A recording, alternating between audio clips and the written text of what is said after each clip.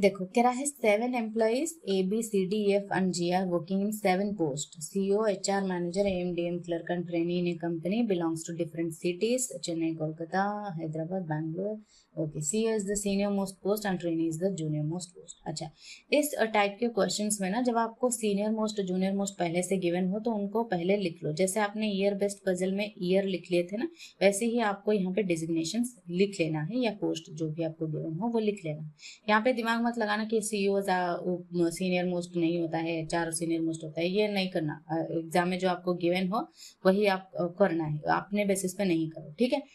तो सीईओ आपको senior most given है, जो पोस्ट है एक एक करके लिखते जाओ, ठीक है। पहले सीईओ, फिर HR, फिर मैनेजर, ठीक है, फिर AM, फिर DM, फिर क्लर्क, ठीक है, फिर ट्रेनिंग, ठीक है। चलो 1 2 3 4 5 6 7, ठीक है। और वो डिफरेंट सिटीज को बिलोंग करते हैं, ठीक है। चलो यहाँ तक हो गया। चलो मैं यहाँ पे कलर चेंज कर रही हूँ। देखो C whose post is higher than that of D belongs to Delhi. अच्छा, सी दिल्ली को बिलोंग करता है और higher than that of D, ठीक है। चलो the one who is working as clerk belongs to Mumbai, ये आपको पहले से पता लग गया। यहाँ पे मैं सिटीज लिख रही हूँ, यहाँ पे पर्सन्स होंगे, ठीक है, पर्सन्स होंगे, यहाँ पे सिटीज होंगे, ठीक है। क्लर्क जो है वो मुंबई को बिलोंग करता है, ठीक है। अच्छा क्लर्क है ना, हाँ। The one belongs to Kolkata is 3 post higher than the one belongs to Mumbai. 3 post 1 2 3, यहाँ पे मैनेजर जो होगा वो मुंबई होगा, ठीक है। देखो यहाँ पे जैसे जब भी आप ये देखो ना पजल में ऐसे करके देखो ना, 3 पोस्ट हायर मतलब 1 2, ये मुंबई है ना, ये मुंबई है ना।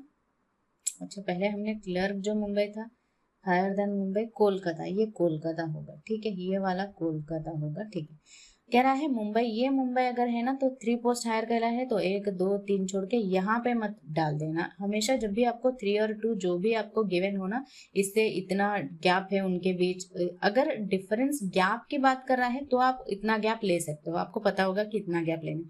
लेकिन इससे इतना आगे है, बिलो है, इतना अबव है, तो वहां पे आपको उससे 1 माइनस करना है। 3 - 1, यहाँ पे 2 हमने गैप दिया है, गैप का हमेशा 2 देना। ऐसे मैंने और भी पजल्स कराए हैं जो आपको मैंने बेसिक क्लासेस में समझाए हैं, ठीक है। आई होप आपको समझ में आ गया होगा, ठीक है। चलो नेक्स्ट देखते हैं। G does not work in top 3 post. अच्छा, जी यहाँ पे नहीं होगा, जी यहाँ पे नहीं होगा, जी यहाँ पे नहीं होगा, टॉप 3 में नहीं है, ठीक है। F is CO and belongs to Pune. अच्छा ये पता चल गया, F होगा and belongs to पुणे, ये पता चल गया।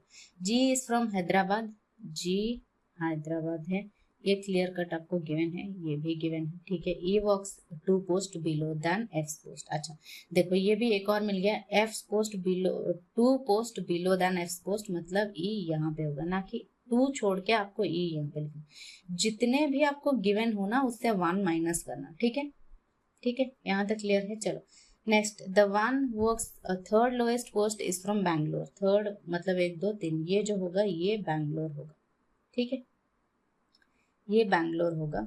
नेक्स्ट देखो क्या कह रहा है, neither A nor be is from Bangalore. अच्छा यहाँ पे ए बी नहीं होंगे, ठीक है। AM belongs to Chennai, AM belongs to Chennai हो गया यहाँ पे, ठीक है। अच्छा जी हैदराबाद है, जी इन तीनों में नहीं है, मतलब यहाँ पे नहीं होगा। तो देखो यहाँ पे ऑलरेडी प्लेसेस हैं, तो सिर्फ एक ही बचा है, 2 प्लेसेस, 2 चाहिए हमें, एक जी यहाँ पे, दूसरा हैदराबाद चाहिए। तो बाकी यहाँ पे है और जी यहाँ पे नहीं बैठ सकता, पहले से मना करे, तो डेफिनेटली जी यहाँ पे, हैदराबाद यहाँ पे बिठा दो, हो गया, ये हो गया, ये भी हो गया, ठीक है। अच्छा और क्या था, और एक और यहाँ पे बचा है, वो क्या होगा देखो, दिल्ली चेन्नई मुंबई, दिल्ली बचा है ना, हाँ दिल्ली बचा है, तो दिल्ली यहाँ पे होगा, ठीक है। दिल्ली यहाँ पे होगा तो सी दिल्ली है, सी को बिठा दो यहाँ पे, सी डे से ऊपर है। और देखो अगर ए भी यहाँ पे नहीं होगा तो इन दोनों में हो सकता है, तो एक आपको यहाँ पे इस तरह का पजल आपको एग्जाम में देखने को मिल सकता है। डी यहाँ पे होगा, सी डी के ऊपर है, एबो पोस्ट में है। एक ऐसा आपको देखने को मिल सकता है जहां पे आप कंफ्यूज हो कि इन दोनों में से कहीं एक तो आपको क्लियर, मतलब आपको पूरा पजल सॉल्व नहीं हो रहा है, तो आप कंफ्यूज होके उसको छोड़ दो। एग्जाम में यहाँ तक पूरा सॉल्व करने के बाद कुछ स्किप कर देते हैं, उसको छोड़ देते हैं क्योंकि वो पूरा सॉल्व नहीं हो पाए कि ये दोनों कहाँ पे बैठेंगे। ठीक है, तो ऐसे मत करना, ऐसे हो सकता है आपको एग्जाम में देखने को मिले। तो क्वेश्चन में जाकर आपको आंसर मिल जाएगा, या फिर हो सकता है आपको ए बी करके ये जो गिवन है ना, दोनों दोनों आपको ऑप्शंस में गिवन होगा। ठीक है, चलो यहाँ तक सॉल्व हो गया। क्वेश्चंस को देखते हैं क्या गिवन है। Who among them belongs to Chennai. Chennai को कौन बिलोंग कर रहा है, देखो यहाँ पे चेन्नई है, ए और बी दोनों है। तो ये जैसे मैंने कहा आपको ऑप्शन में या तो ए बी सी डी ही, देखो 5 ऑप्शंस गिवन होते हैं ना, किस तरह के होंगे वो मैं बता देती हूँ। एक तो ए ऐसे होगा, फिर सी डी ई, फिर नॉन ऑफ दिस ऐसे हो सकता है। ठीक है, यहाँ आपको ए चूज करना है। ठीक है, यहाँ आपको नॉन ऑफ दिस नहीं होगा, यहाँ फिर आपको कैनॉट बी डिटरमाइंड होगा, कैन बी डिटरमाइंड होगा। ये आप कर सकते हो क्योंकि वहां पे आपको ए चूज नहीं करना है, यहाँ पे आपको कैनॉट बी डिटरमाइंड ये चूज करना है, ये आपको गिवन होगा। इस तरह के हो सकता है, या फिर आपको ए, दूसरे में बी, फिर इसके बाद both A and B can be, ये हो सकता है, यानी ये 2 हो सकते हैं। फिर या फिर ये हो सकता है ये ना होकर एक ये हो सकता है कैनॉट बी डिटरमाइंड, ताकि आप दोनों को ना चूज करो। और एक होगा कि बोथ होगा ए एंड बी। ठीक है, ऐसे करके होगा, तो आपको ये चूज करना है, ना कि ये, ना ही ये दोनों, ना ये दोनों को कोई भी चूज नहीं करना है, ये चूज करना है।